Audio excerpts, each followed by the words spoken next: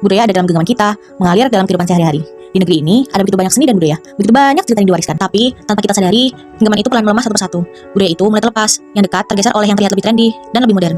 Dan kita tidak sadar, kita sedang menukar siapa diri kita sebenarnya. Nggak keren tahu, kayak orang tua deh. Sampai suatu hari aku sadar bukan budaya yang berubah, kitalah yang menjauh. Satu persatu bagian dari budaya hilang, bukan karena tidak berharga, tapi karena tidak kita jaga. Budaya tidak hilang karena masa lalu terlalu jauh, tapi karena kita berhenti mencintainya. Penyesalan terbesar kelak bukan ketika budaya hilang, tapi ketika kita sadar, kitalah yang melepaskannya. Every forgotten tradition is a story that never finds a listener. Kalau bukan kita, siapa? Jadi dari stop motion ini kita bisa lihat bahwa budaya memang bisa memudar kalau tidak dijaga, apalagi di tengah zaman yang serba cepat. Banyak tradisi yang dulu hidup dalam kehidupan sehari-hari sekarang mulai hilang perlahan.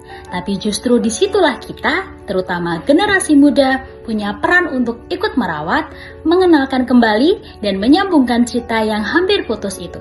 Salah satunya adalah wayang, seni tutur dan bayangan yang sudah ratusan tahun menjadi jati diri Indonesia.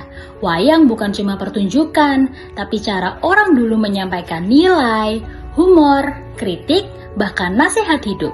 Dengan menayangkan wayang sebentar di video ini, kita ikut menunjukkan kalau tradisi itu sebenarnya tidak jauh dari kita. Ia hanya menunggu untuk dihargai lagi. Inilah bentuk kecil dari konservasi budaya, seperti yang juga dilakukan UNES lewat pilar konservasinya, menghidupkan kembali, merawat, dan membagikan budaya agar tetap relevan di masa sekarang.